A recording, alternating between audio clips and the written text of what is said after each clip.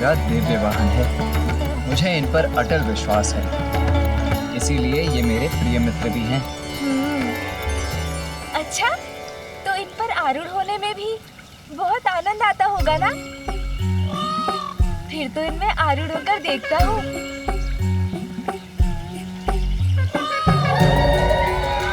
अरे अरे गजानन, ये क्या कर रहे हो? नीचे उतरो इसी क्षण। नहीं उतरूंगा। अरे संकट में पड़ जाओगे गजानन, मेरा वाहन तुमसे परिचित नहीं है। नीचे उतर जाओ, आ जाओ, आओ। मैं नहीं उतरूंगा भैया। मुझे तो बहुत आनंद आ रहा है। मयूर जी, उड़ान भरिए ना।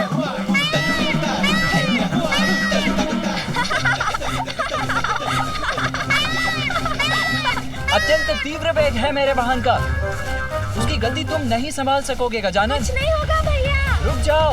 मैं नहीं उतरूंगा। रुक जाओ गजानन। इनसे आरूढ़ होकर मैं पूरे आकाश का भ्रमण करूंगा। बहुत आनंद आएगा। भैया, आप चिंता मत कीजिए, मुझे कुछ नहीं होगा। मुझे बहुत आनंद आ रहा है भैया। किंतु ये ऊंचाई क्यों नहीं पकड़ रहे?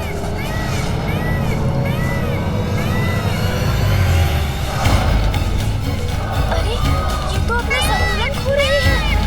भैया उचित कह रहे थे, मुझे इनको रोकने का प्रयत्न करना चाहिए। अरे, तो ये और ऊपर क्यों उड़े जा रहे हैं? रुको गजानन।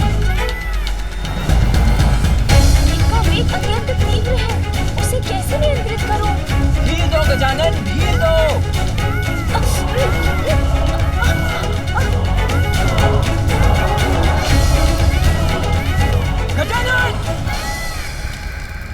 वो राक्षसी है जृंभा। चिंता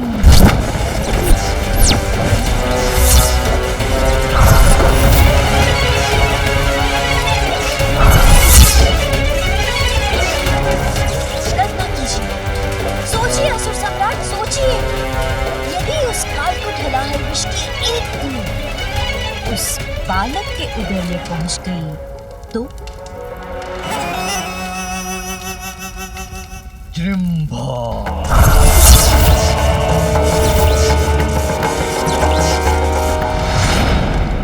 कुछ समझ में नहीं आ रहा, क्या करूं, कैसे संभालूं इन्हें और कैसे नीचे उतारूं? भैया जो कह रहे हैं वो भी मैं उचित प्रकार से सुन नहीं पा रहा। गजानन रुको गजानन, मैं जो कह रहा हूँ उसके विपरीत कर रहे हो तुम। डोर को खींचो मत, ढील दो। प्रतीत होता है गजानन मुझे सुन नहीं पा रहा है, किंतु कहीं उसके प्राण संकट में न पड़ जाए।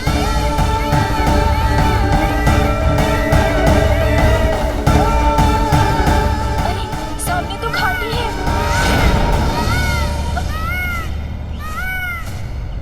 अरे, मेरा वाहन तो गजानन के साथ उस घाटी की ओर बढ़ रहा है, कैसे रोकूं उसे?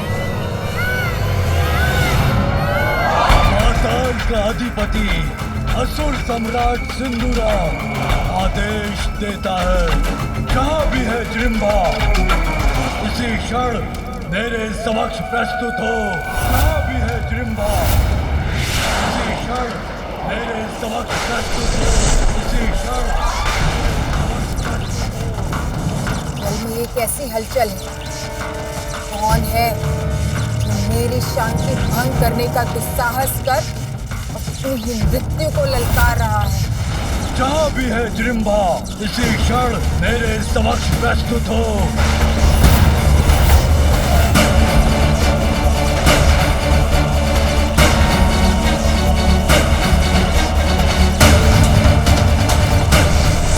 सम्राट सिंदूरा। सर्वघाती है उसका विष, वो जहाँ जाती है वहाँ की वायु भी विषाक्त हो जाती है। आपकी मति भ्रष्ट हो गई है क्या असुर सम्राट, जो उसे यहाँ बुलाकर इतना बड़ा संकट मोल ले लिया आपने? शांत हो जाओ बुढ़िया, मेरा अंत नहीं कर सकता उसका विष। मेरे आदेश का पालन करने के लिए उसे यहाँ आना ही होगा।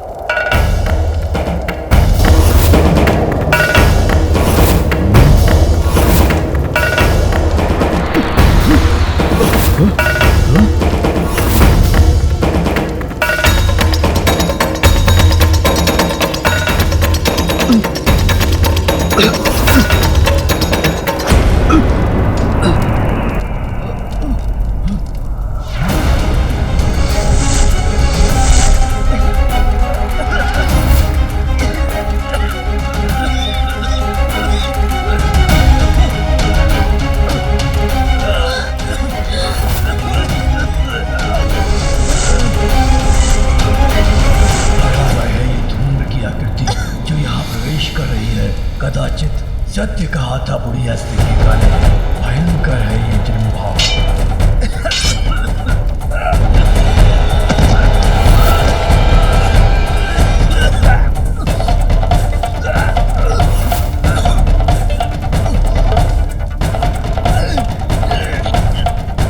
ऐसा मारक प्रभाव होगा जन्मभा के विष का, इसकी कल्पना नहीं की थी मैंने आपको चेतावनी दी थी किंतु आपने नहीं सुनी। अब आप देख रहे हैं ना विष का प्रभाव।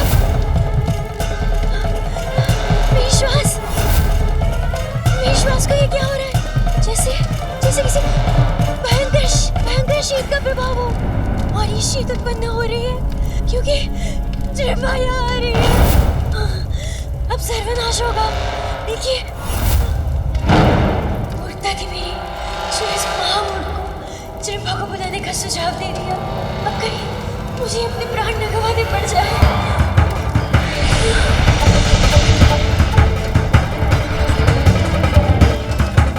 ये विशाल घूम उंगलियां तो मेरी ओर ही बढ़ रही है।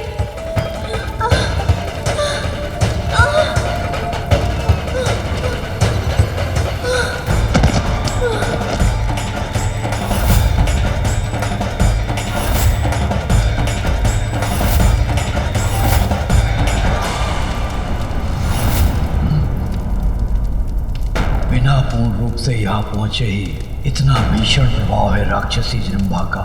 आश्चर्य है।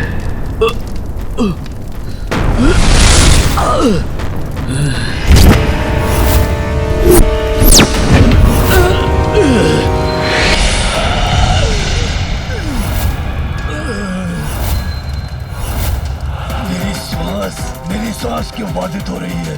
जन्मभा करे प्रहार तो होता है संहार। मेरी शांति भंग करके मुझे यहाँ बुलाने का दुस्साहस क्यों किया तुमने? इसका तो संपूर्ण शरीर ही विषाक्त धूम्र के समान है।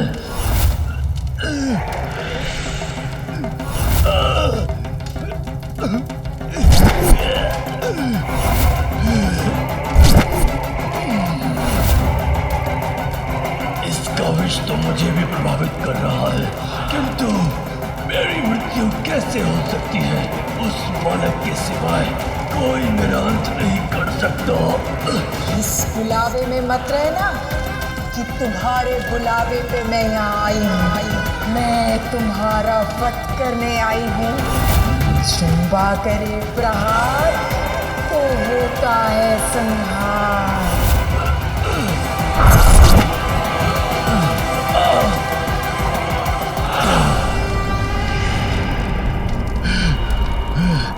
इसे आगे बढ़ने से रोकना होगा मुझे। आगे बढ़ने से रोकना होगा इन्हें, अन्यथा ये घाटी के ऊपर पहुंच रहे हैं। इन मयूर जी पर तो मेरा कोई नियंत्रण ही नहीं बन रहा है। किंतु मैं बहुत ऊंचाई पर नहीं हूँ। अभी कूद जाऊं तो संभव है सुरक्षित रहूंगा।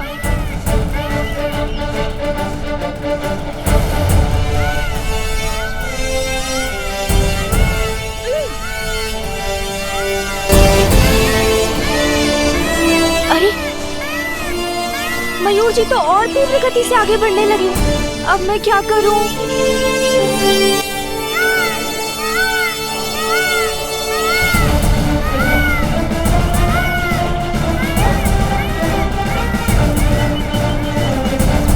इसके बाद तो घाटी है, फिर तो उतरना असंभव हो जाएगा। गजानन रुको, गजानन! मयूर धीमे हो जाओ, नीचे उतरो। मैं जो कह रहा हूँ उसके विपरीत कर रहे हो तुम। डोर को खींचो मत। गजानन! भैया!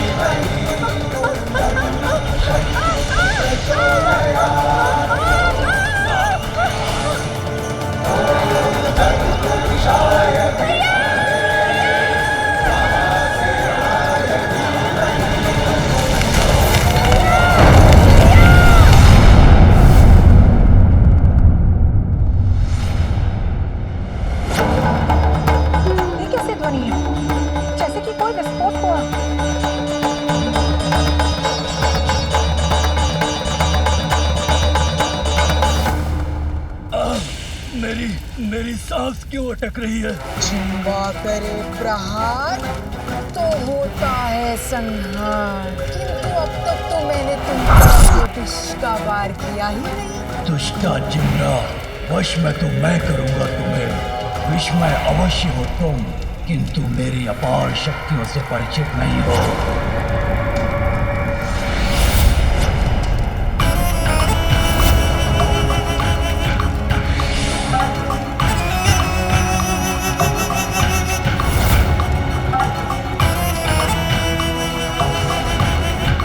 ये क्या हुआ? इसने तो स्वयं को सुरक्षित कर लिया।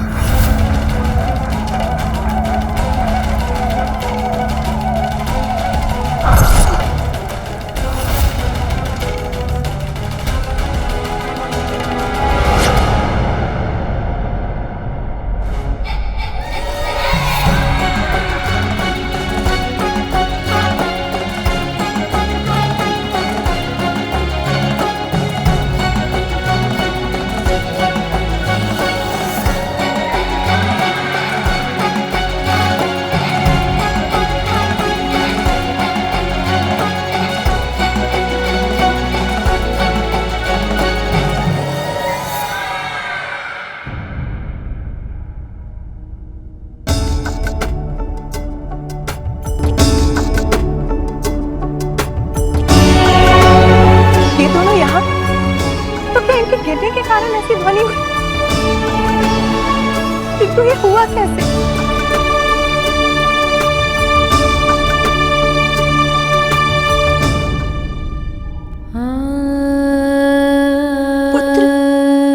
पुत्र क्या हुआ तुम्हें? तुम यहाँ कैसे गिर गए?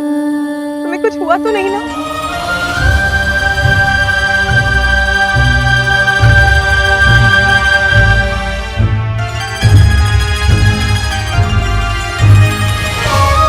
गिरा तो मैं भी हूँ, मैंने ही गजानन की रक्षा भी की है, किंतु माँ मुझसे नहीं उसी से पूछ रही हैं कि वो कुशल है कि नहीं। माँ, इसमें तो मेरा कोई दोष नहीं, भैया के कारण ही हुआ जो हुआ।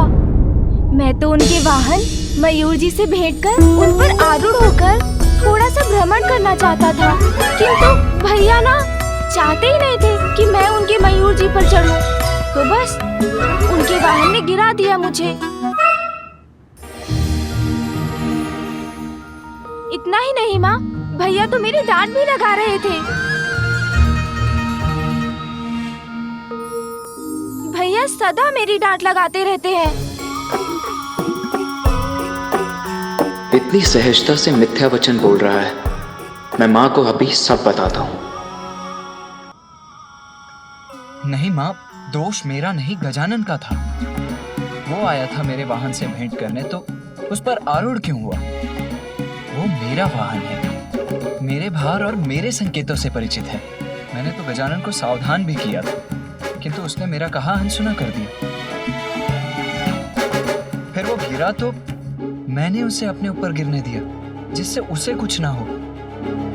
पुत्र कार्तिकेय, गजानन तो अभी बालक है और अनुभव तो ना के समान, इसीलिए उसको समझाने का, उसका ध्यान रखने का दायित्व भी तुम्हारा ही है।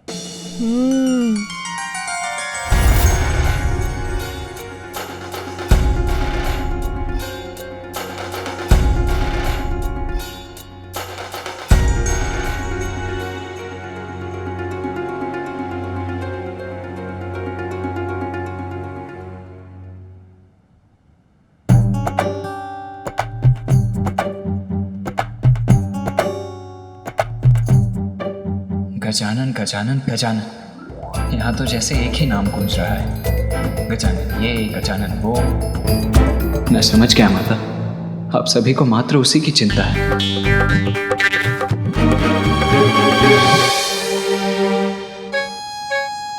पिताश्री,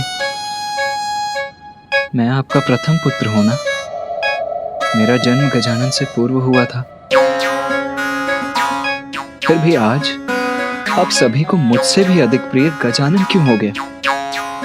आप सभी को मात्र उसी की चिंता क्यों है पिताश्री?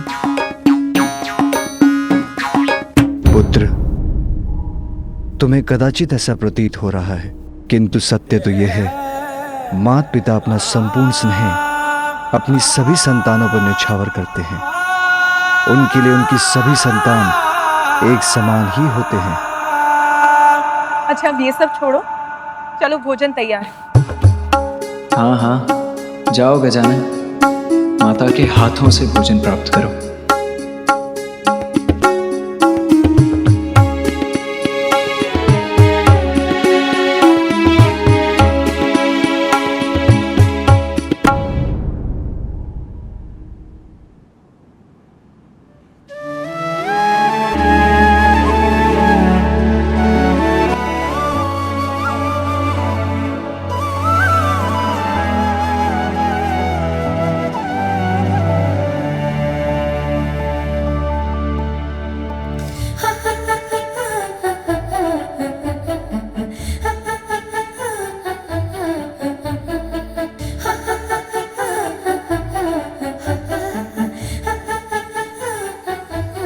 कार्तिकेय, मैंने तुमसे भोजन करने के चलने के लिए कहा। चलो।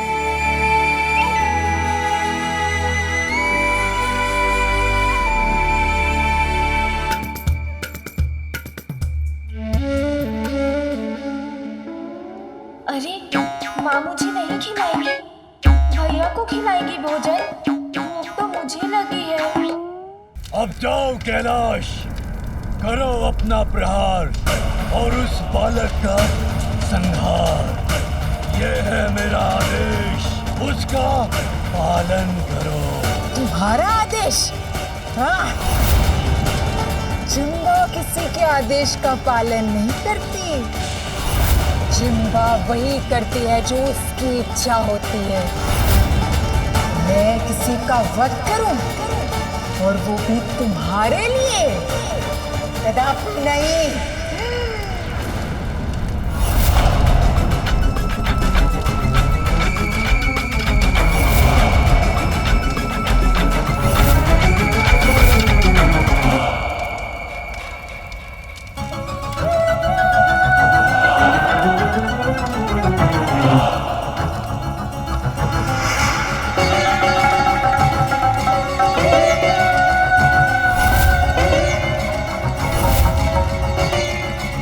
असुर सम्राट हूँ मैं, पाताल का अधिपति हूँ। सभी असुरों द्वारा मेरे आदेश का पालन करना अनिवार्य है। मैं जो कहूँगा तुम्हें करना होगा। तुम्हारा स्वामी हूँ मैं। आप मेरे स्वामी हैं असुर सम्राट। जिम्बा करेगी प्रहार और आपके आदेश पर किसी का भी करेगी संहार। तो फिर मेरे आदेश का अविलंब पालन करो। जाओ कैलाश, वध करो उस गजमुख बालक गजानन का।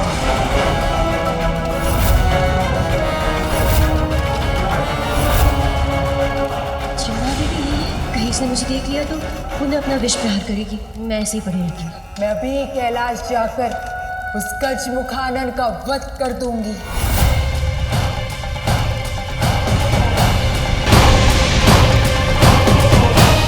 दुष्ट बालक, अब जिम्बा करेगी तुम्हारा भक्षण और कोई रक्षा नहीं कर सकेगा तुम्हारी।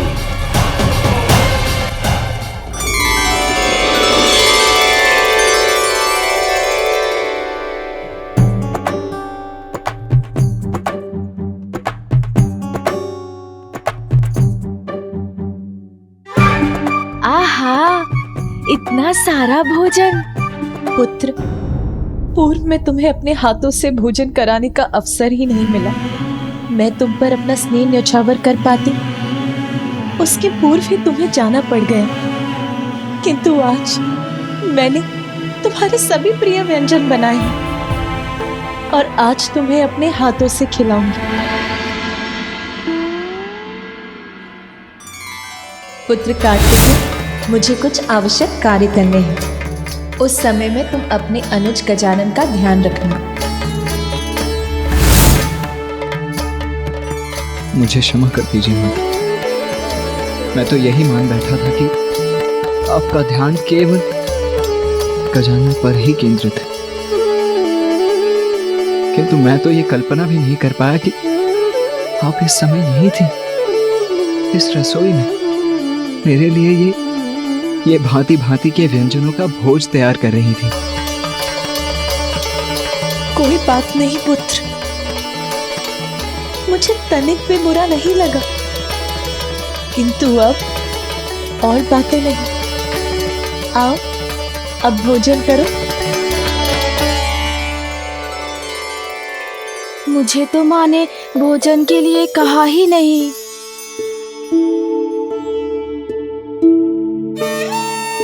अब माँ मुझे भी बैठाएंगी, मैं भी खाऊंगा।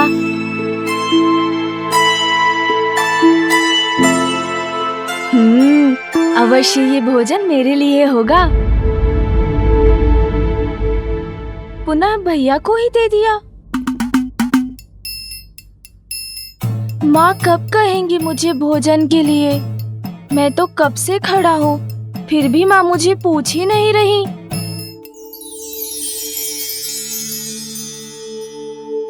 प्रतीत होता है कि माँ ये सारा भोजन भैया को खिलाने जा रही हैं। फिर मेरा क्या होगा?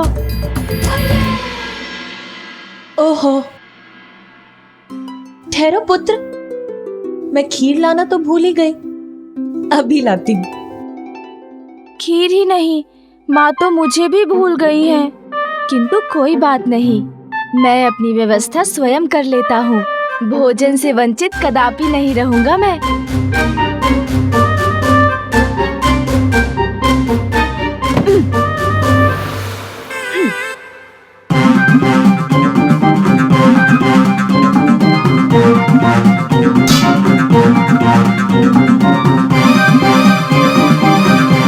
भैया, अब मैं भी आपके साथ भोजन करूंगा।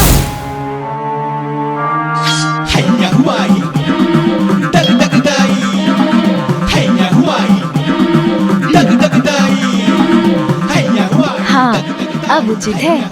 अब तो माँ को मुझे भी भोजन देना ही होगा। ये क्या कर रहा है गजानन? मुझे शांति से भोजन भी नहीं करने देगा क्या? भोजन तो आपके साथ मैं भी करूंगा भैया।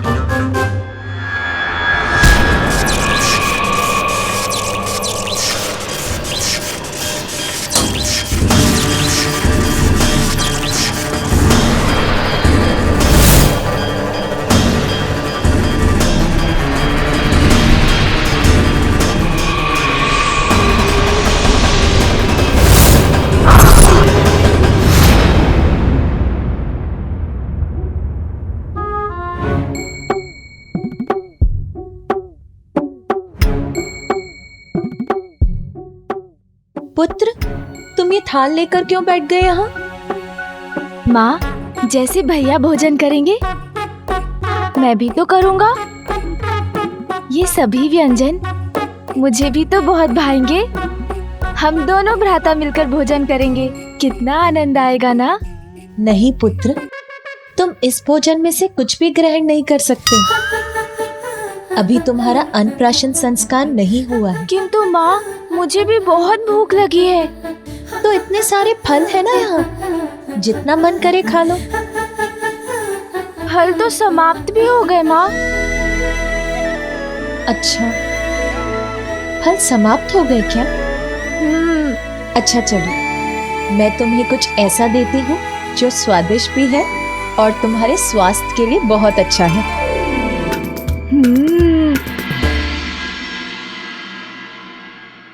देखा भैया, माँ ने मात्र आपके लिए विशेष भोजन तैयार नहीं किया है, उन्होंने तो मेरे लिए भी कुछ बनाया है, स्वादिष्ट, जिसे केवल मैं ही खाऊंगा।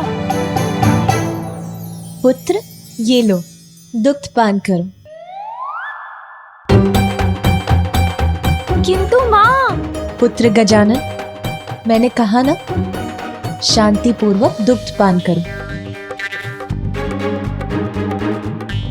अन्नप्राशन के पूर्व तुम कोई भी भोजन नहीं कर सकते।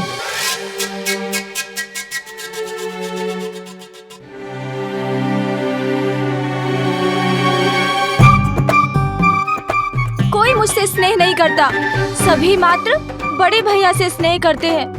मैं कौन हूँ? विशेष तो वो है ना, प्रथम पुत्र जो है माँ और पिताश्री के।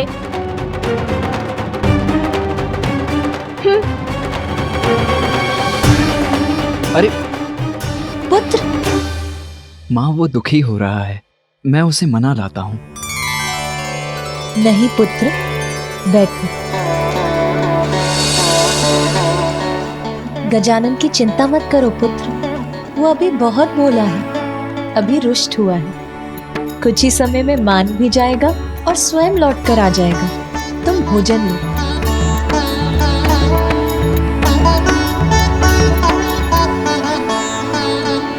भैया को मिलेगा इतना स्वादिष्ट भोजन और मुझे बस इस स्वादीन दुग्ध से संतुष्ट रहना होगा। भैया खाए पकवान और मैं करूं दुग्धपान।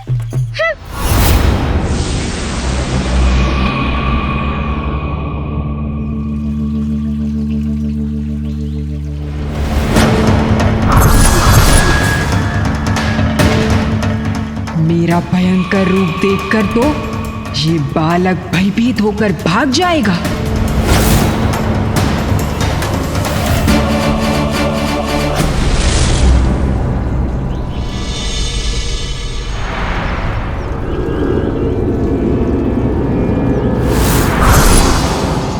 गजमुख बालक, तुम्हारे अपने ही तुम्हारी मृत्यु का कारण बनेंगे।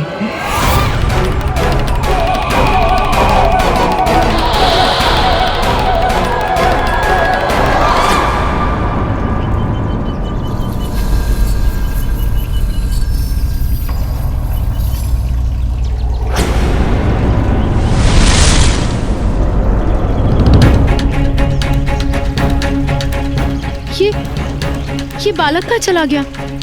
इतने कम समय में कहाँ जा सकता है ये?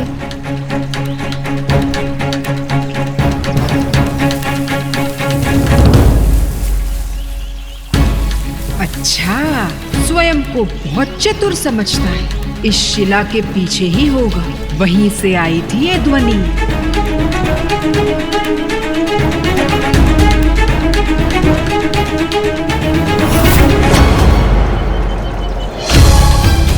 ये बालक अदृश्य कहाँ हो गया?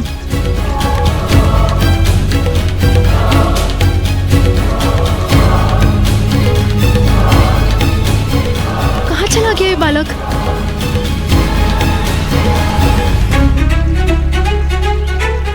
पकड़ लिया।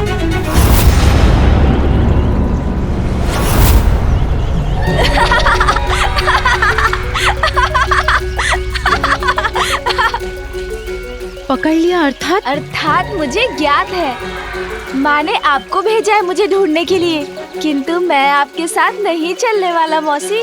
तुम बड़े बुद्धिमान हो, मेरे बिना कुछ कहे ही तुम सब समझ गए। हाँ, तुम्हारी माता ने ही मुझे तुम्हें ढूंढने भेजा था। किंतु मुझे ये बताओ कि तुम यहाँ क्यों आए, और वो भी अकेले? जैसे आपको कुछ ज्ञात ही नहीं मौसी। माँ ने मुझे भोजन देने से मना कर दिया। इतने स्वादिष्ट व्यंजन पकाए थे, किंतु मात्र भैया के लिए मुझे कुछ नहीं दिया। और मुझे तो इतनी भूख लगी है। अच्छा पुत्र, अपने नेत्र तो बंद करो।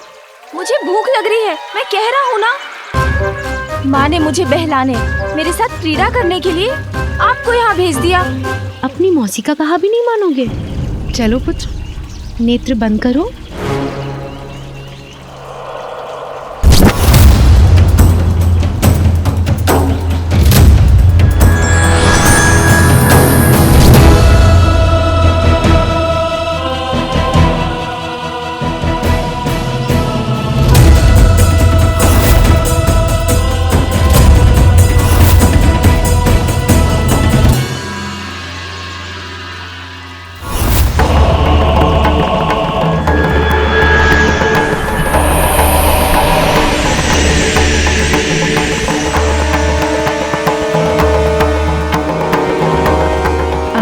नेत्र खोलो पुत्र।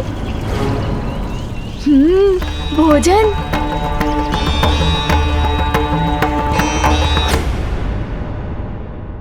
खाओ पुत्र, ये लो।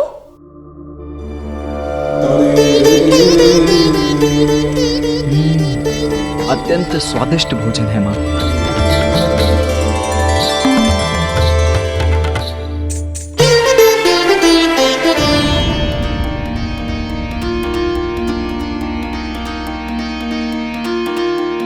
पार्वती के मन में उमड़ी ममता, और तू बड़ा नटखट है, क्यों छुप जाता। आपको गजानन की चिंता सता रही है ना?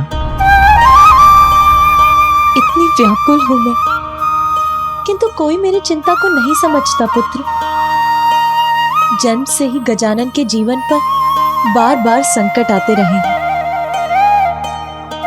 हम सब हैं यहाँ उसकी रक्षा के लिए, किंतु मैं उसे आत्मनिर्भर बनाना चाहती हूँ। उसे इतना ज्ञान, ऐसी विद्या देना चाहती हूँ जिसकी सहायता से वो स्वयं किसी भी संकट का सामना करने में सक्षम रहे। अवश्य माँ, ये तो अत्यंत महत्वपूर्ण है, और अब मैं यहाँ हूँ तो मैं भी इसमें आपकी सहायता करूँगा।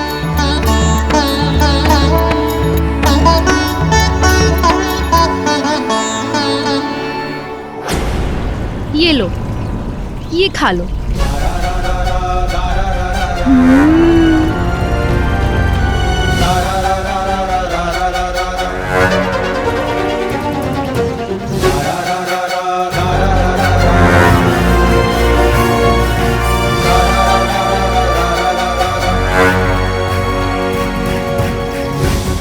तुम इस भोजन में से कुछ भी ग्रहण नहीं कर सकते। अभी तुम्हारा अन्नप्राशन संस्कार नहीं हुआ है। माँ ने मना किया है, फिर ये कैसे खा सकता हूँ मैं? अनुचित है ये क्या कर रही हैं आप? क्या इसे ज्ञात हो गया है कि मैंने इसके भोजन में विष घोल दिया है? आपका दिया हुआ ये भोजन कदापि नहीं खा सकता मैं, और कारण तो आपको भी ज्ञात है। मेरा अन्नप्राशन संस्कार अभी नहीं हुआ है। मैं तो मात्र अभी इस दुग्ध का पान कर सकता हूँ जो मुझे मेरी माँ ने दिया है। मैं तो मात्र अभी इस दुग्ध का पान कर सकता हूँ जो मुझे मेरी माँ ने दिया है, किंतु मुझे तो दुग्ध तनिक भी नहीं भाता। बस इतनी सी बात। पुत्र, वैसे दुग्ध पीना तुम्हारी जया मौसी को भी पसंद नहीं है, परंतु मेरे पास कुछ ऐसा है जिसे दुग्ध में मिला दो तो दुग्ध बड़ा ही मीठा और स्वादिष्ट हो जाता है। फिर इसे पीने में बड़ा ही आनंद आता है। मीठा और स्वादिष्ट? तो तुम ऐसे मीठे और स्वादिष्ट दुग्ध का पान करना चाहोगे पुत्र? हाँ।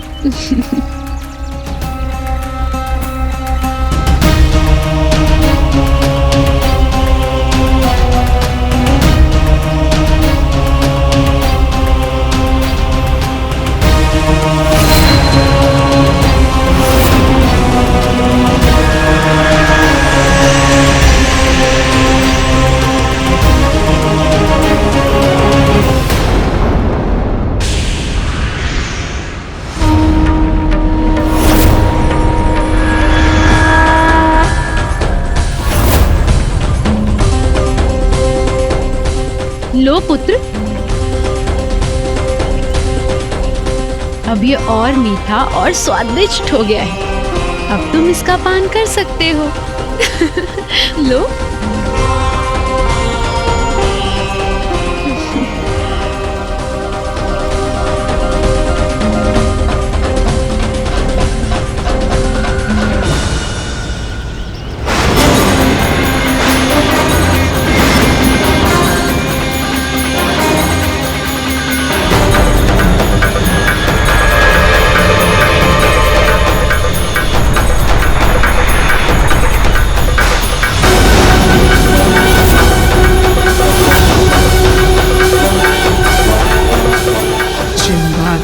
प्रहार तो अवश्य होगा संहार। दुग्ध नहीं, अपनी मृत्यु का ही पान कर रहे हो तुम बालक।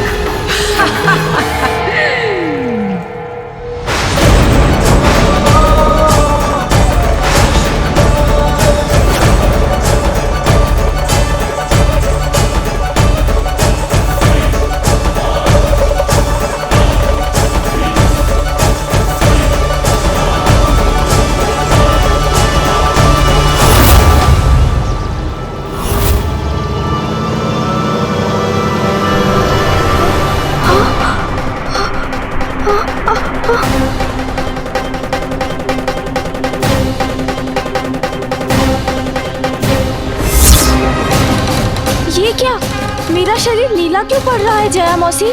क्योंकि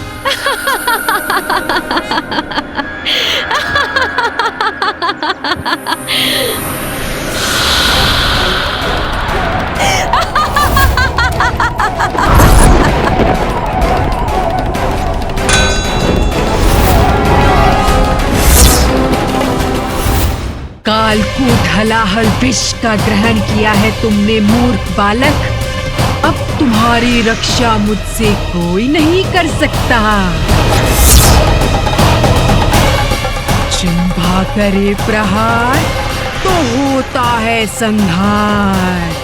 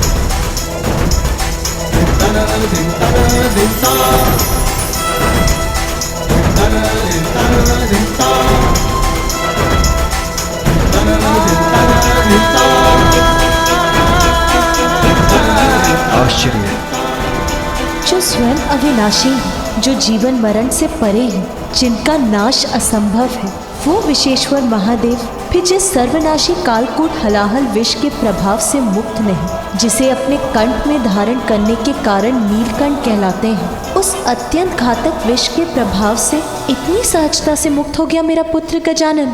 आश्चर्य। असफल नहीं होगा जिह्वा का प्रहार बालक, अवश्य होगा तुम्हारा संहार। पुनः करूंगी मैं अपने विष का प्रहार।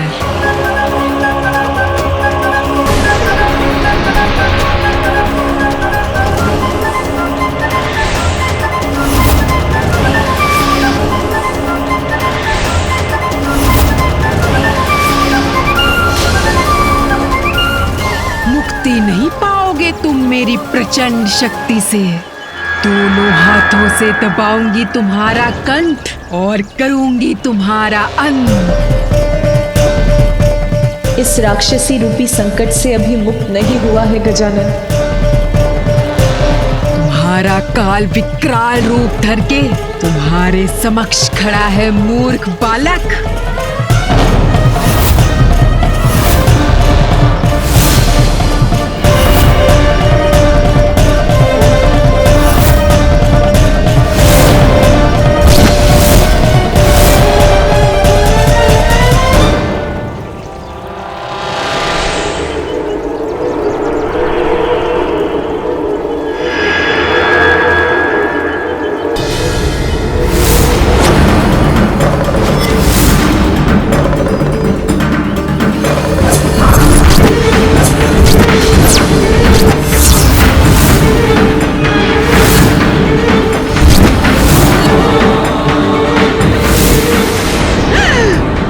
महाकाल का त्रिशूल।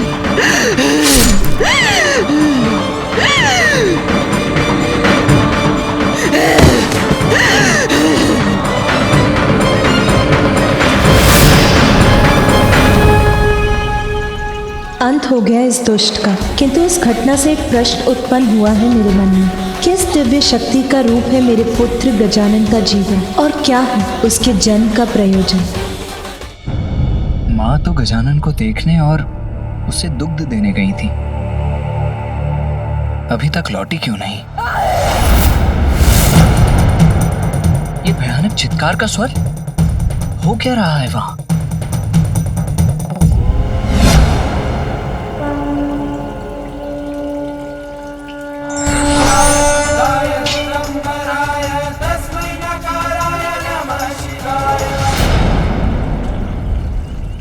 अंत हो गया इस दुष्ट का, किंतु इस घटना से एक प्रश्न उत्पन्न हुआ है मेरे मन में। किस दिव्य शक्ति का रूप है मेरे पुत्र गजानन का जीवन, और क्या है उसके जन्म का प्रयोजन? पिताश्री ने उचित समय पर रक्षित कर लिया मुझे।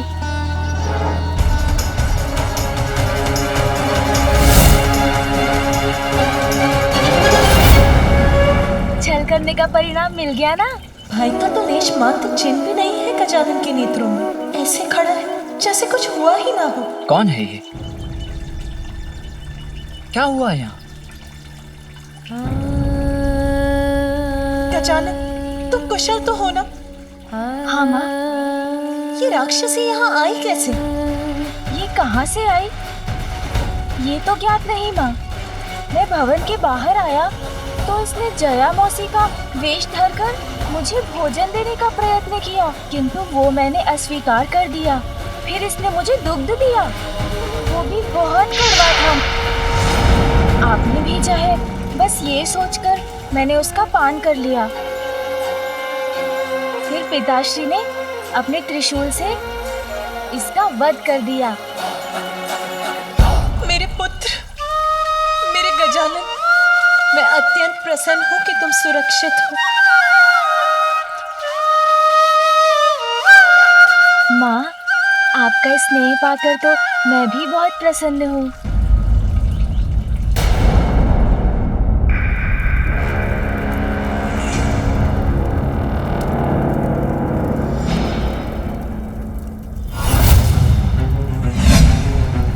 और प्रतीक्षा नहीं कर सकता मैं। कहाँ रह गई वो दुष्ट जृंभा? अब तक क्यों नहीं लौटी? आप व्यर्थ ही चिंता कर रहे हो असुर सम्राट। बुदबुदाओ मत बुढ़िया, जो कहना है वो स्पष्ट कहो। व्यर्थ ही चिंता कर विचलित हो रहे आप। जृंभा शीघ्र आ जाएगी, किंतु इस बार उसे यहाँ से दूरी रखिएगा। उसे यहाँ से भेज दीजिएगा, अन्यथा पुनः उसके विष का दुष्प्रभाव होगा मुझ पर। गजानन की सुरक्षा को लेकर सर्वथा उचित है माता की चिंता। पिताश्री, ये आसुरी शक्तियां बार बार भिन्न भिन्न रूप लेकर गजानन को आहत करने का प्रयत्न कर रही हैं। वो अपनी सुरक्षा स्वयं कर सके, हमें उसे इस योग्य बनाना होगा।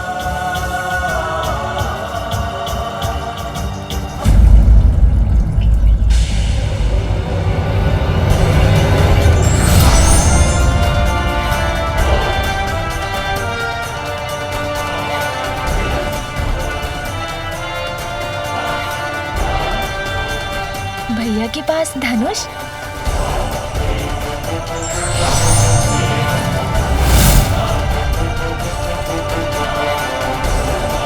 चेतावनी है मेरी ये धनुष की टंकार।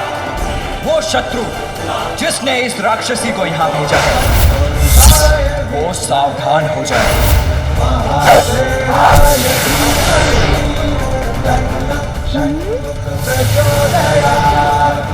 भैया कार्तिकेय कितने महान योद्धा हैं। उनका बाण तो अत्यंत अद्भुत है।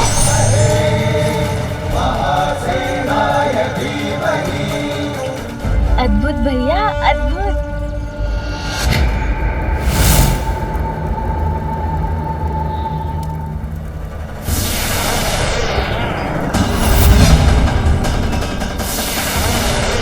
असुर सम्राट, वहाँ देखिए।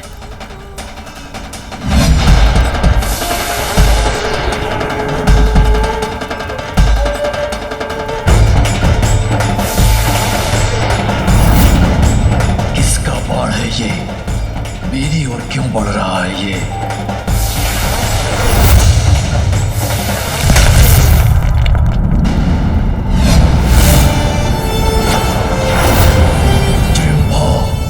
नृत्य। चेतावनी है मेरी ये धनुष की टंकार। वो शत्रु जिसने इस राक्षसी को यहाँ भेजा है, वो सावधान हो जाए।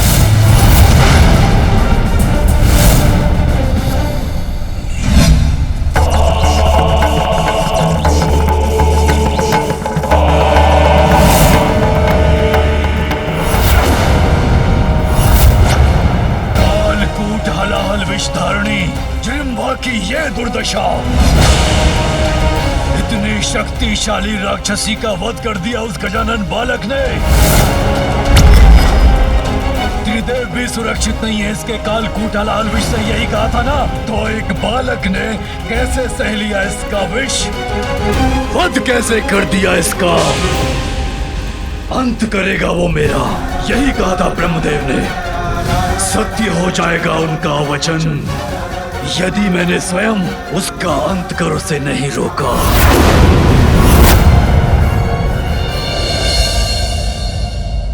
गजानन, चलो भवन में। नहीं भैया, मैं भीतर नहीं आऊंगा। क्यों आऊं मैं वहाँ? ये देखने कि माँ आपको अकेले अकेले इतना स्वादिष्ट भोजन खिला रही है और मुझे माँ मात्र दुग्ध दे रही है।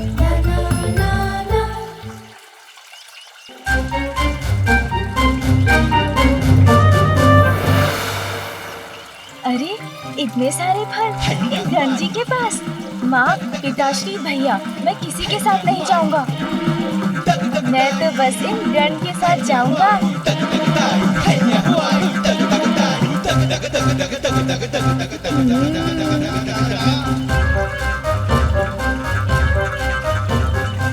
अब तो ये फल मेरे होंगे।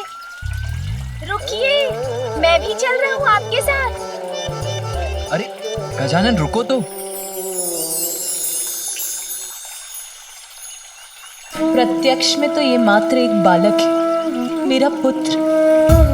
बाल सुलभ क्रीड़ाएं कर हमें लुभाता है, किंतु जो प्रत्यक्ष दिखाई दे रहा है उसके परोक्ष में क्या है?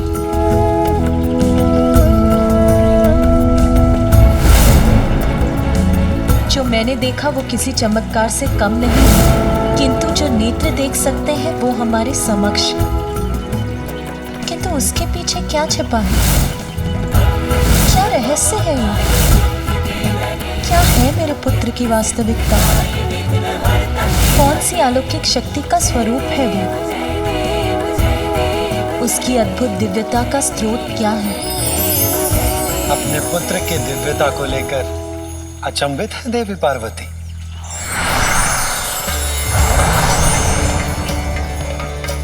आप सभी यहाँ, मेरा प्रणाम स्वीकार कीजिए।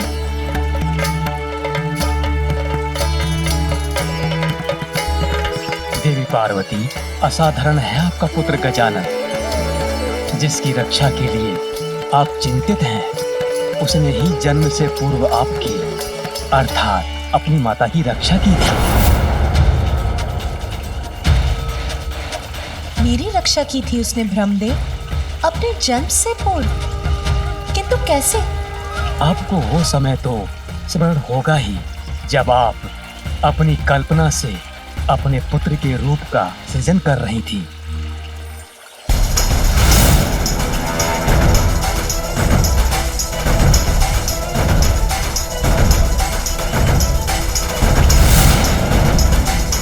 तब एक अत्यंत शक्तिशाली असुर ने आपके पुत्र देव सेनापति कुमार कार्तिकेय को पराजित करने के उद्देश्य से कैलाश में प्रवेश किया था।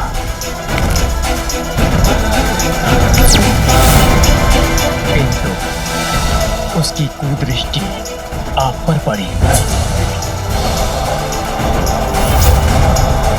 तब गजानन ने ही हस्तक्षेप करके आपको उस असुर से रक्षित किया था।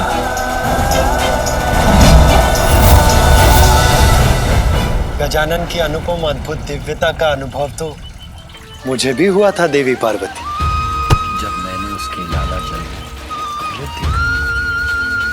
जब ब्रह्मलोक में उसका आगमन हुआ था तो उसने अपनी दिव्यता से मुझे भी अभिभूत किया था। पार्वती नंदन तो स्वयं ओमकार स्वरूप है, जिन्होंने अपनी माता जगत जननी की रक्षा अपने जन्म से पूर्व ही की थी, जो स्वयं ओमकार स्वरूप हैं, जिनके उदर में लाला जल अमृत स्थित है। आपका वो पुत्र साधारण बालक कैसे हो सकता है देवी पार्वती? आप सभी ने गजानन की दिव्यता का अनुभव किया है, वो ओमकार स्वरूप है। मेरा पुत्र, ये कैसे संभव है?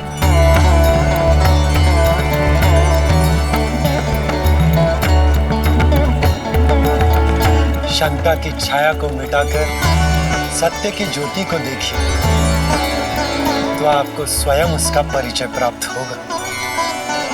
आपका पुत्र गजानन ही ओमकार स्वरूप परम शक्ति, परब्रह्म, महागणपति है।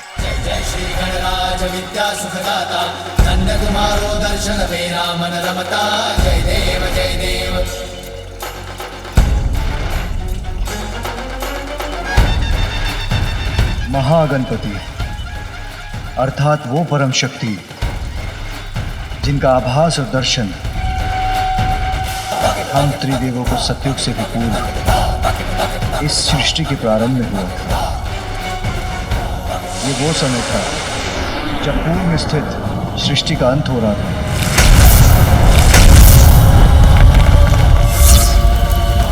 प्रलय काल का भयंकर दृश्य था। जल और वायु के उत्पात से संसार का संहार हो रहा था। संपूर्ण धरा सागर के जल में विलीन हो गई थी। सर्वत्र विनाश का अंधकार प्रस्तुत था। सृष्टि, प्रकृति, समस्त संसार पर उस विनाश लीला का प्रकोप छाया था। समस्त ब्रह्मांड नष्ट हो रहा था।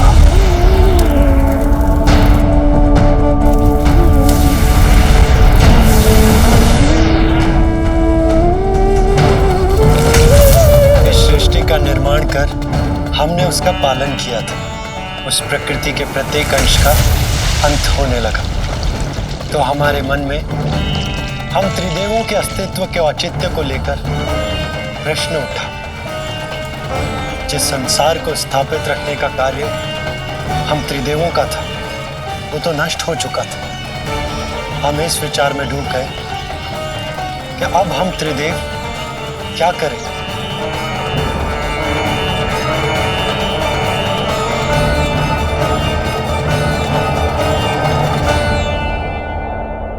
इस समस्या का समाधान तो हमें गहन तप से ही प्राप्त होगा, और हम तीनों तप करने पाताल लोक चले गए।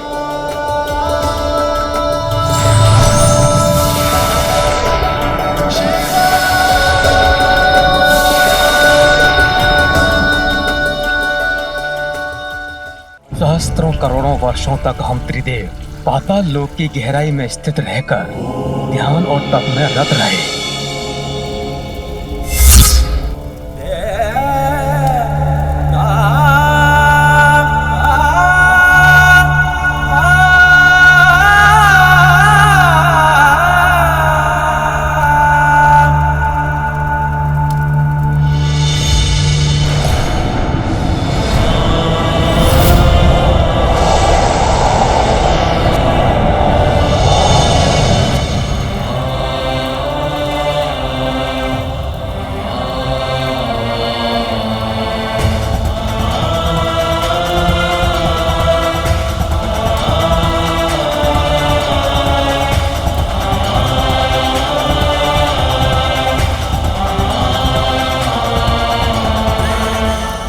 जब उस घोर तपस्या का कोई भी फल ना निकला, कोई समाधान हमारे समक्ष प्रस्तुत नहीं हुआ, तब हमने पाताल लोक से बाहर आने का निर्णय लिया।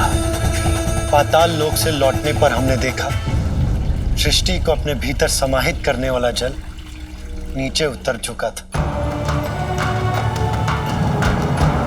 जल का वेग अवश्य शांत हुआ था, किंतु तब भी कुछ दिखाई नहीं देता था। थल अब भी जल में ही डूबा था।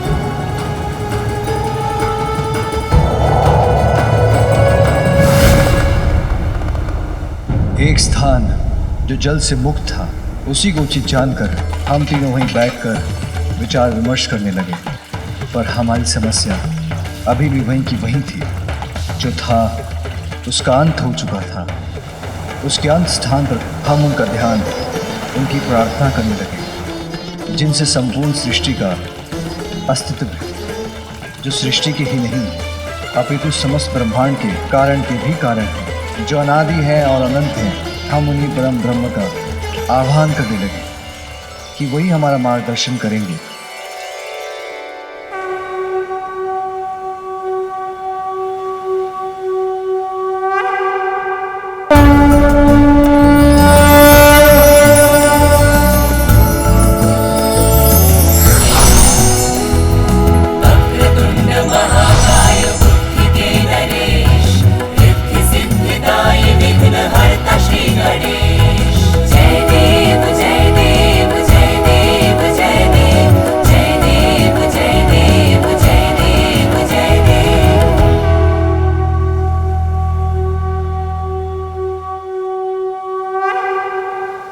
वो महाशक्ति मैं ही हूँ जिससे संपूर्ण ब्रह्मांड का जन्म होता है।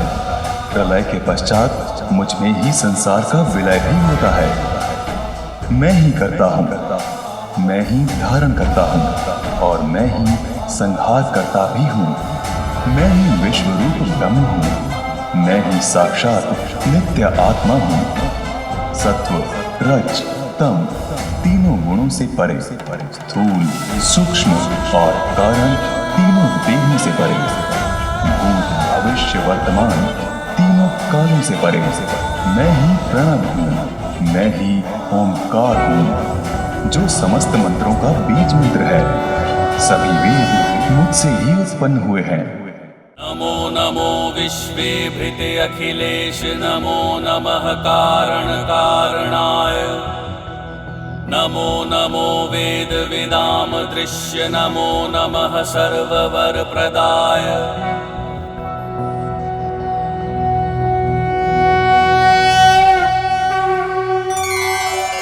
प्रभु आपके दर्शन पाकर हम कृतार्थ हुए। हम आपका ध्यान, आपकी आराधना करते रहे जिससे हम अपने भविष्य का निर्धारण कर सके। उचित है मैं भविष्य के कार्य आप तीनों में विभाजित कर देता हूँ। ब्रह्मदेव, आप एक नवीन सृष्टि का सृजन करें। विष्णुदेव, आप सृष्टि का पालन करें और महादेव, आप जीवन, मरण, सृजन और भंजन के काल चक्र द्वारा निर्धारित नियमों को स्थापित रखने के लिए, काल की क्रिया में संतुलन बनाए रखने के लिए उचित समय पर सृष्टि का संहार करें। जैसी आज्ञा प्रभु, किंतु मेरी एक शंका भी है। सृष्टि के अंत के साथ ही सृष्टि की सारी स्मृतियां मेरे मन से लुप्त हो गई हैं। मुझे तो अब यह भी ज्ञात नहीं है कि सृष्टि कैसी होती है, उसे कैसा होना चाहिए। ब्रह्मदेव, मेरे भीतर विद्यमान अनंत ब्रह्मांडों का दर्शन कीजिए, फिर तो आप स्वतः सहजता से एक नवीन सृष्टि की रचना करने में सक्षम हो जाएंगे।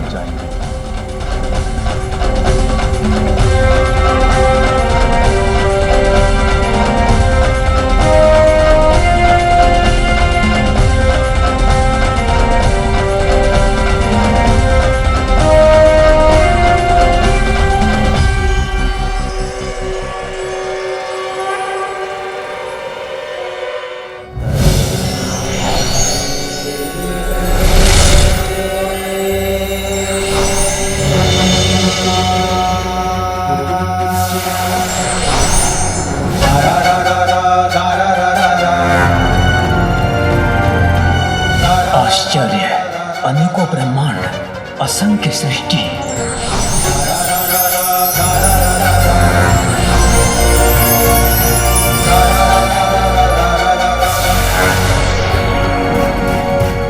परम ब्रह्म परमेश्वर के भीतर ये असंख्य रचनाएं रचना के भिन्न भिन्न पड़ावों पर हैं। कहीं नवीन सृष्टि का सृजन हो रहा है तो कहीं प्रलय से किसी सृष्टि का अंत। कोई सृष्टि अपने प्रारंभ में नवीन ऊर्जा से सज्जित है तो कोई अपने अंत के निकट है। धन्य है प्रभु, धन्य है आपकी महिमा।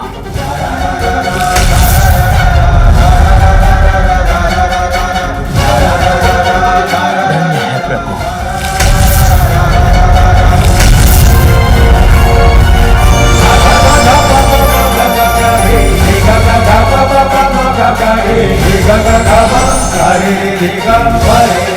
ब्रह्मदेव, अब तो आपको सृष्टि के समस्त रहस्य ज्ञात हो गए होंगे। हाँ प्रभु, आपकी कृपा से अब सब स्पष्ट है। हमें अपने दिव्य दर्शन देकर दिशा निर्देश देने के लिए आपको कोटि कोटि धन्यवाद प्रभु।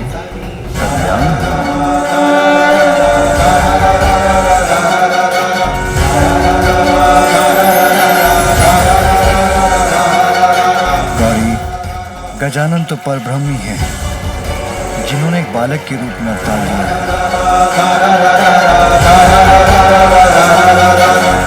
जब मैं स्वयं अपने पुत्र की दिव्यता नहीं पहचान सकी, तो देवराज इंद्र और अन्य देवताओं को उसका परिचय कैसे प्राप्त होगा? सर्वथा उचित है आपका कथन देवी, क्योंकि अपने इस रूप में अभी गजानन को स्वयं अपने वास्तविक रूप का परिचय नहीं है, क्योंकि अभी उनकी कुंडलिनी जागृत नहीं हुई है। कुंडलिनी जागृत होते ही उन्हें स्वयं ज्ञात हो जाएगा कि वो परब्रह्म स्वरूप ही है। तब उन्हें अपने जन्म का प्रयोजन भी ज्ञात हो जाएगा। एक बार वो अपनी मानवीय एवं शारीरिक सीमाओं को भेद देगा, एक बार उसे स्वज्ञान हो जाएगा, तो वो अपने मूल रूप में आ जाएगा, सर्वोच्च ईश्वर के स्थान पर स्थापित होगा। इसका अर्थ तो यह है स्वामी कि मैंने व्यर्थ ही देवराज इंद्र को चुनौती दी। एक दिन ऐसा आएगा जब स्वयं मेरा पुत्र गजानन देवराज इंद्र को अपना वास्तविक परिचय देगा। माँ, पिताश्री। गजानन तो परब्रह्म ही हैं, जिन्होंने एक बालक के रूप में अवतार लिया है। कुंडलिनी जागृत होते ही उन्हें स्वयं ज्ञात हो जाएगा कि वो परब्रह्म स्वरूप ही है।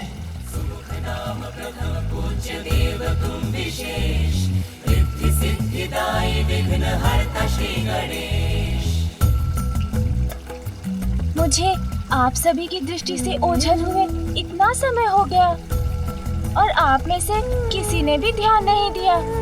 यदि मुझे कुछ हो जाता तो?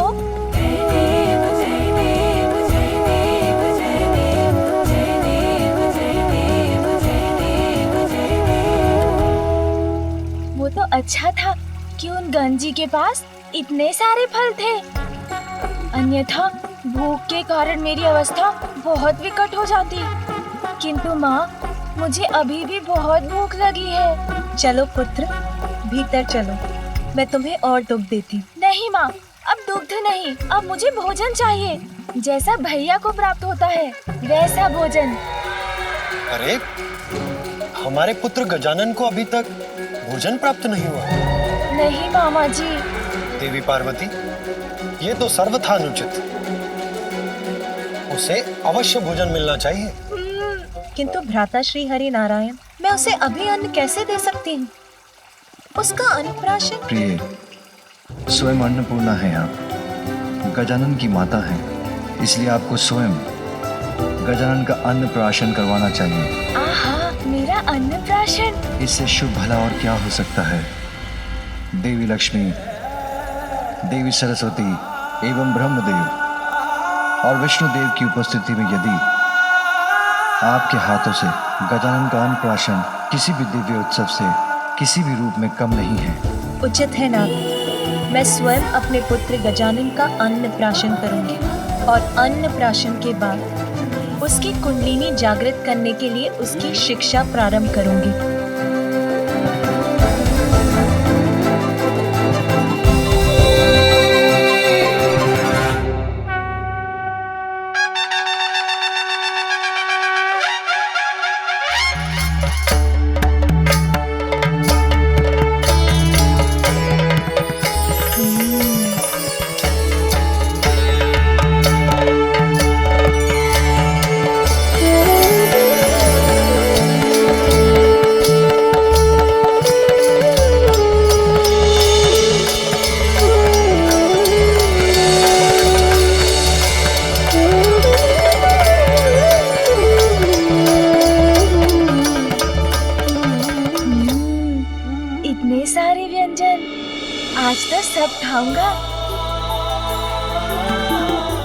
अब हम गजानन का अन्नप्राशन संस्कार प्रारंभ करते हैं। सर्वप्रथम इस परिवार के सबसे बड़े सदस्य, हम सभी के आदरणीय गजानन के नाना महाराज हिमवान इसको भोजन का प्रथम निवाला देंगे।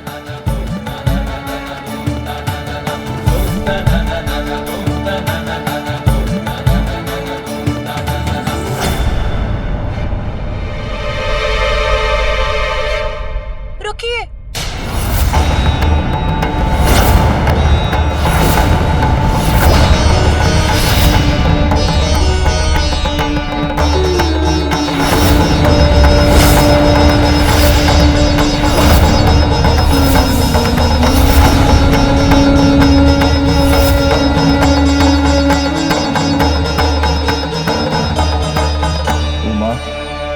क्या हुआ?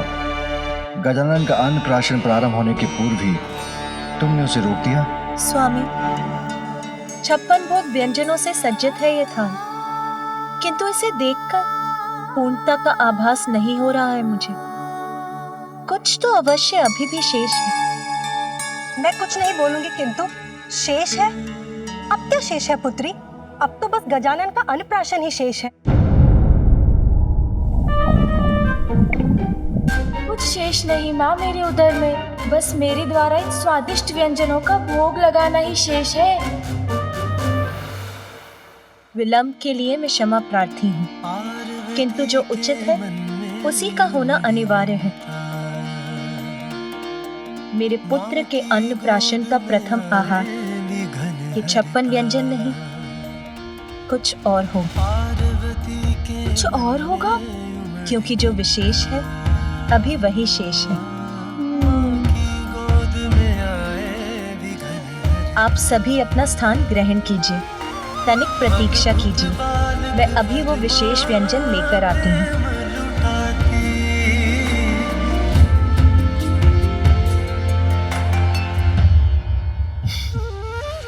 पुत्र गजानन, प्रतीक्षा तो तुम्हें भी करनी होगी, और प्रतीक्षा का फल सदैव मीठा होता है। तुम्हारी माता तुम्हारे लिए कुछ विशेष व्यंजन लाने गई। हाँ मामा जी, कठिन तो है, किंतु मैं प्रतीक्षा कर लूंगा। सुना भैया, माँ मेरे लिए कुछ विशेष लेकर आ रही है। महाकाय बुद्धि के नरेश, सिद्धि सिद्धिदायी विघ्न हरता श्री गणेश, सुख नाम प्रथम पूज्य देव तुम विशेष, रिद्धि सिद्धिदायी विघ्न हरता श्री गणेश। पार्वती माता भी आज गई जान, पुत्र उनका दुख विशेष महान, बालक हो ऐसा जब असाधारण, अन्नप्राशन उसका हो क्यों साधारण, व्यंजन विशेष कोई माँ कर निर्मित, बालक उत्सुक सोच सोच के हर्षित, व्यंजन का थाल सबका खींचे है ध्यान, उसमें क्या लाई माता किसको है ज्ञान।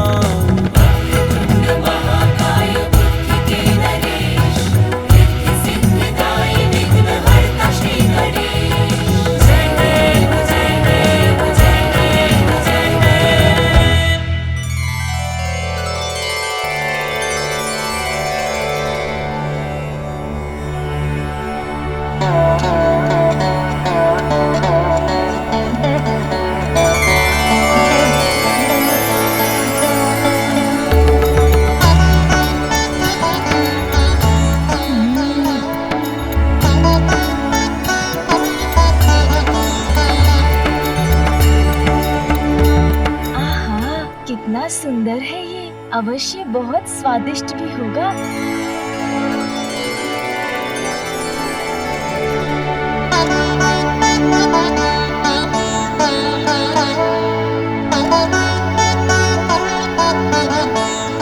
मैं कुछ नहीं बोलूंगी, किंतु पुत्री ये क्या व्यंजन है और इसमें क्या विशेष है?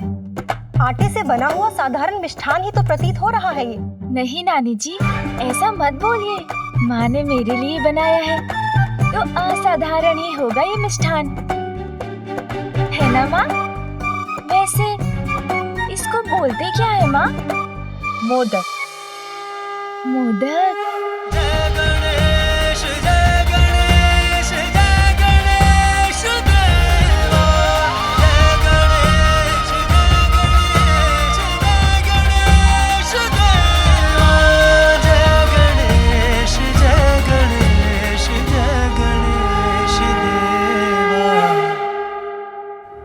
जो अपनी विशेषता से सबको मोद अर्थात आनंद प्रदान करेगा।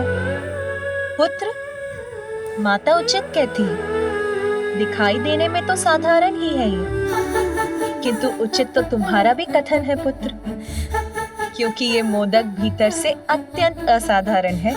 मैं कुछ नहीं बोलूंगी, किंतु समझ नहीं आया। भीतर से असाधारण? जैसे तुम हो, जैसा मैं तुम्हें बनाना चाहती हूँ, वैसा ही है ये मोदक। आप मुझे मोदक जैसा बनाना चाहती हैं माँ, किंतु उसे खाए बिना, उसके स्वाद को जाने बिना मैं उसके समान कैसे बन सकता हूँ?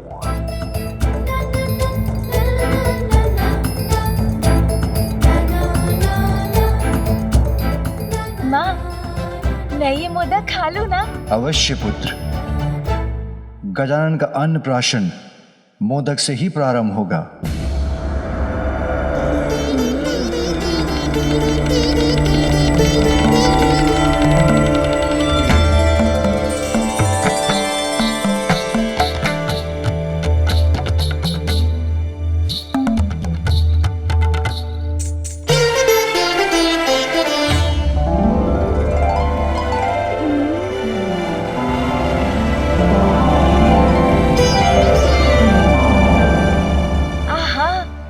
सत्य कहा था माँ आपने, जितना भीतर जाओ इसका असाधारण स्वाद तो बढ़ता ही जाता है।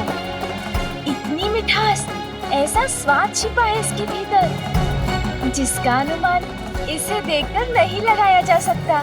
हाँ पुत्र, जैसे मोदक को देखकर कोई नहीं जान सकता कि उसमें कितनी मिठास है, वैसे ही हम सबके भीतर परमात्मा रूपी सुंदर सत्य का वास है, किंतु मोह माया में लिप्त होने के कारण हम उसकी सुंदरता उनको नहीं जान पाते। उनका परिचय तो मोह माया त्याग कर ही प्राप्त होता है, समझे? हाँ माँ। माँ, आप गजानन की नानी हैं, इसीलिए अब आप गजानन को मोदक खिलाइए।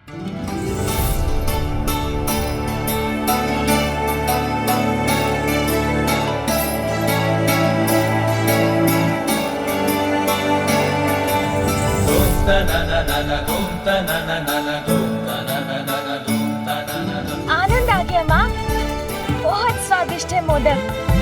किंतु माँ, ये मोह माया क्या होता है जिसे त्यागना इतना आवश्यक है?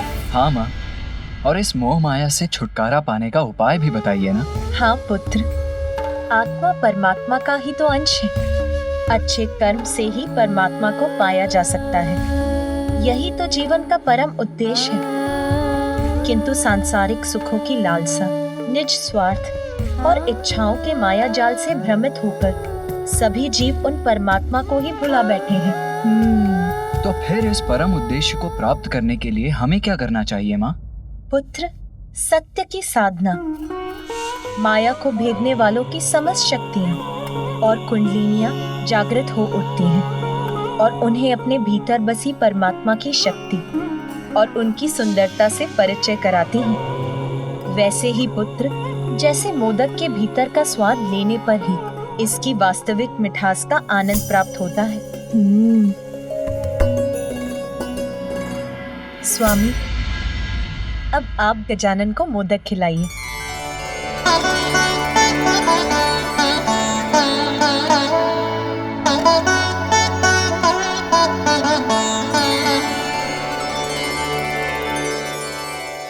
पुत्र, अनेकों मिथ्या आकर्षण है संसार में, जो पल पल पर प्रस्तुत होकर हमें भ्रमित करते हैं। स्वादिष्ट भोजन, मन भावन सुगंध, प्रिय शब्द, सुंदर दृश्य, कोमल स्पर्श अर्थात पांचों इंद्रियाएं इच्छाओं का रूप लेती हैं और इच्छाएं इच्छा विकारों को जन्म देकर हमें भटकाती हैं। उन्हें वश में रखकर ही अंतर की गहराई में छिपी अपने विशेषताओं को सुंदरतम रूप में प्राप्त किया जा सकता है। अर्थात अपने भीतर बसे परमात्मा का परिचय प्राप्त किया जा सकता है।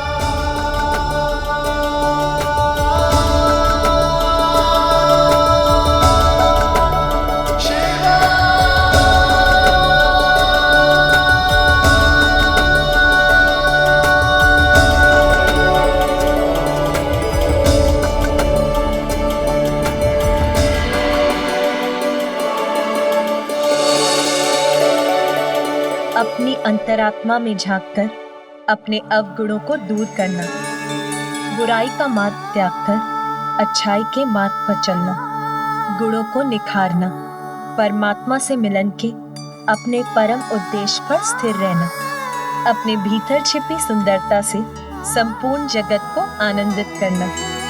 जीवन के इसी परम ज्ञान का प्रतीक है ये मोदक।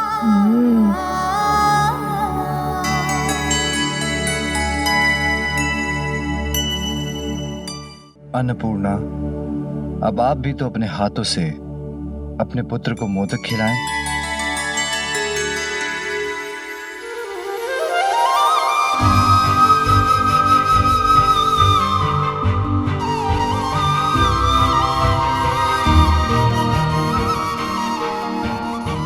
लो पुत्र।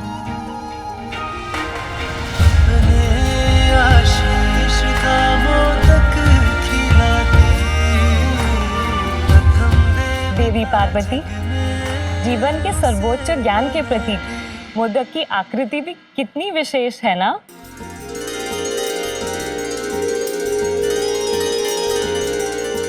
हाँ देवी लक्ष्मी, मोदक का आकार तो महाशून्य के ही समान है।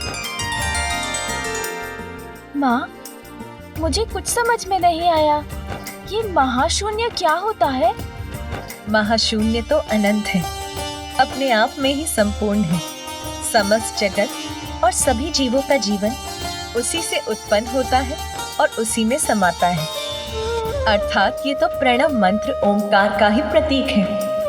इसीलिए पुत्र, जो मोदक के वास्तविक अर्थ को जान जाता है, वो संसार के दुख सुख से परे रहता है। सांसारिक माया जाल से भ्रमित न होकर परमात्मा से स्वयं को जोड़कर पूर्णता को प्राप्त करता है ना माँ?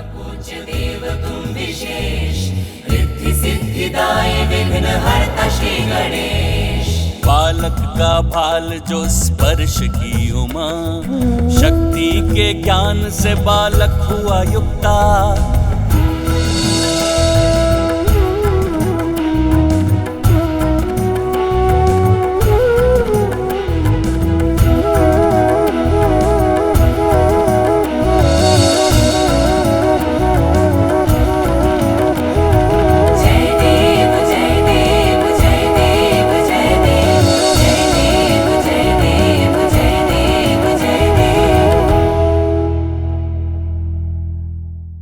अरे अरे पुत्र, ये लीजिए भैया।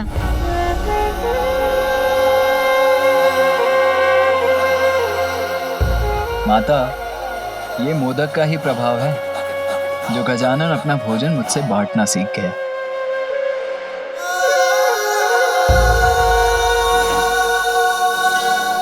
माँ, मैं समझ गया हूँ।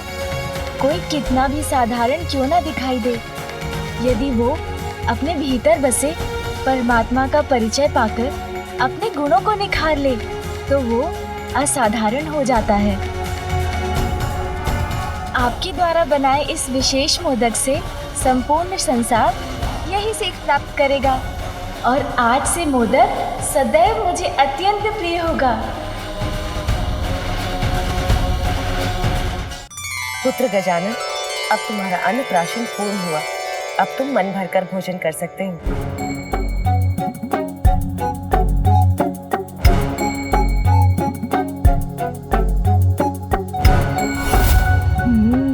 आज तो मन भरकर भोजन करूंगा।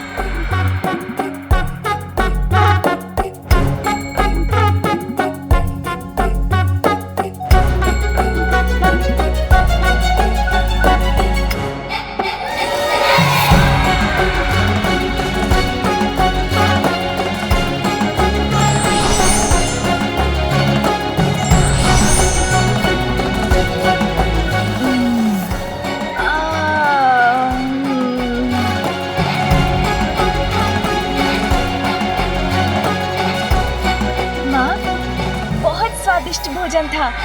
आनंद आ गया और मेरा उदर भी भर गया। आपकी अनुमति हो तो मैं निद्रा करने जाऊं? हाँ पुत्र, अपनी नानी माँ के साथ जाकर थोड़ा विश्राम कर लो।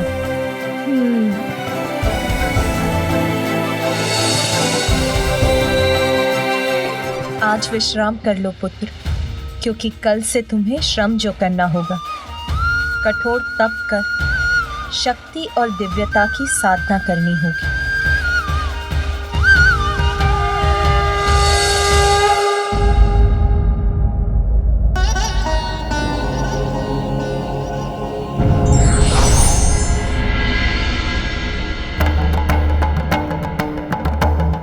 देवराज इंद्र, प्रणाम महादेव।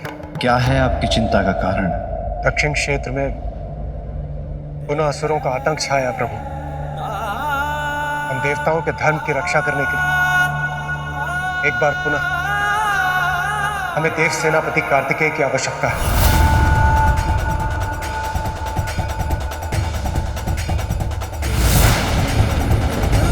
अभी तो मैंने अपने लाल को ठीक से अपने हृदय से भी नहीं लगाया। कहीं नहीं जाने दूंगी मैं अपने पुत्र को। अपने पुत्र को अपने से विलग नहीं होने दूंगी और आपको भी ऐसा नहीं करने दूंगी। कार्तिकेय का यहाँ से जाना देवी पार्वती कदापि स्वीकार नहीं करेंगी।